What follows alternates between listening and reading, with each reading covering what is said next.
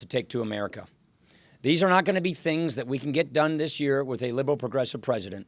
These will be things that we can do with a Republican president in 2017 and beyond. One example of our agenda is national security. Yesterday, in his plan to close Guantanamo Bay, the president proposed transferring terrorist detainees to American soil. But Congress and the American people have clearly spoken on this issue. This is against the law, and it will stay against the law. In fact, the president should rule out taking unilateral action to transfer Guantanamo Bay detainees to our shores. He should rule out asking our military leaders to knowingly break the law. He should rule it out, and he should give the country that reassurance. But this is why, in our agenda, that we will not only propose ideas to keep the country safe, we will present an overarching strategy to confront and defeat the threat posed by ISIS and radical Islamic terror.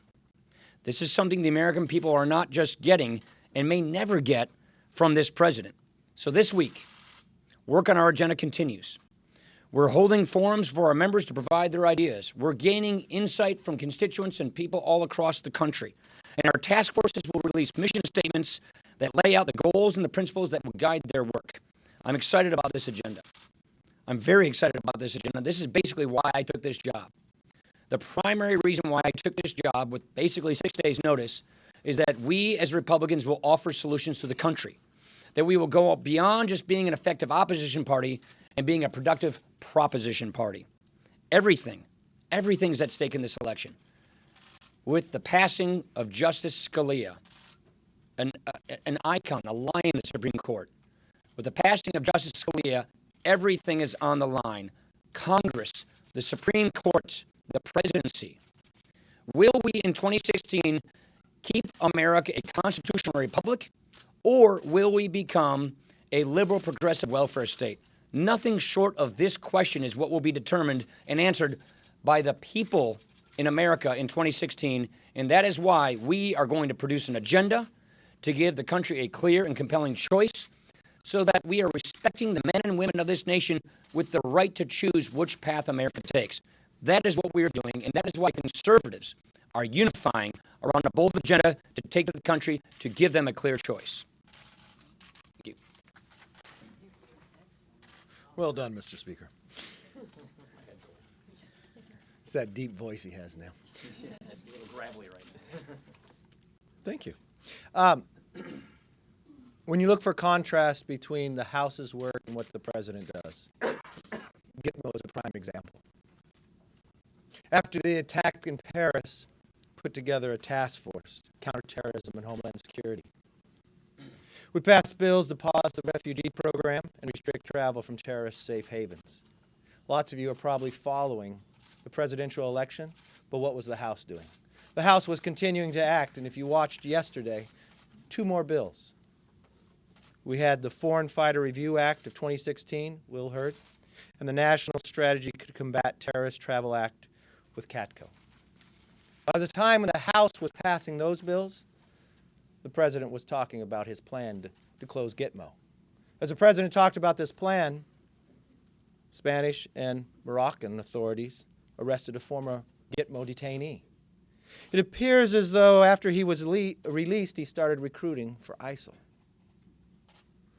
You know, the Office of the Director of National Intelligence says 6 detainees that have been released under Obama have rejoined the fight. So the question to the president is, why would he release anyone more? And why would he ever want to bring those people to the lands of America? Good morning. The president's proposal to close Guantanamo Bay and send those terrorists into the United States puts the priorities of the most extreme elements of the political left over the safety and security of the United States of America. Not only is it a bad idea, but it's against the law. The president's own administration has acknowledged that it's against the law. But then if you look further at the history of some of those detainees who have been released, more than 100 Gitmo detainees that have been released have gone back to the battlefield, taking up arms against the United States of America. There's over 30% recidivism.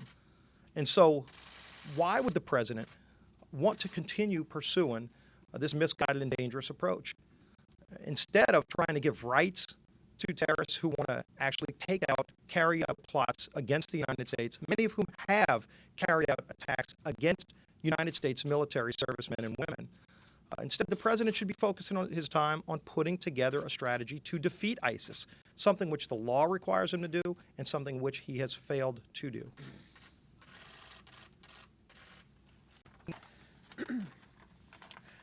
Well, I know many have talked already this morning about the president's decision on Gitmo, and it's wrong priorities, and it is a lack of leadership on the most important issue to America, which is the safety and security of every person in this country. And as I look at this type of leadership, I can't help but be reminded with President's Day last week, and as we celebrated George Washington, our first president, and the values and the priorities and the recognition of his role as president and his respect to where the decisions should be made, a respect for we the people as represented in the House and the Senate. So I was home in Eastern Washington last week and made the rounds. I had one group that really stuck out to me as I was hearing them talk, and it was a group that is participating in the sharing economy. And when we talk about sharing economy, it's companies like Airbnb who are empowering people to make the best decisions for themselves, rethinking business as usual, right? And I met one of the ladies around the table as a single mom who was sharing how because of this opportunity that she's been given, it has given her access to a community for her and her children that she wouldn't have had before. It's also allowed her to provide for her family on her own schedule. That's, what we are hearing from men and women like that single mom, and it's simple. Now, don't let the government get in the way of this. In the People's House, we hear you. We hear you, and we're working for an agenda for a confident America that trusts we the people to make our own decisions for ourselves and our families. Thank you, Mr. Leader. Wow. For 7 years, the American people have listened to President Obama's campaign rhetoric on closing the prison at Guantanamo Bay. And after 7 years, countless hours of staff work, and an untold amount of taxpayer dollars spent, the president finally released a plan that fails to outline a clear strategy as to where the remaining terrorists would be transferred. His big plan, simply put, is for Congress to come up with a plan. Fortunately for the American people, Congress has a plan. We acted, and we have passed legislation, which the president himself has signed for 7 years running, prohibiting any Guantanamo Bay detainee from being transferred to the United States.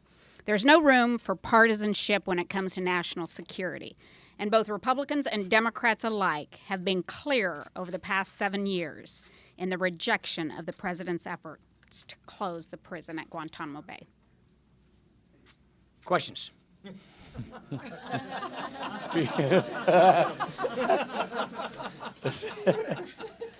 Chad, that's right.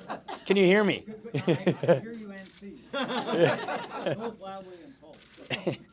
On Gitmo, in November, the president had indicated that he thought that there were provisions in the National Defense Authorization which violated separation of powers as it pertains to detainee transfers.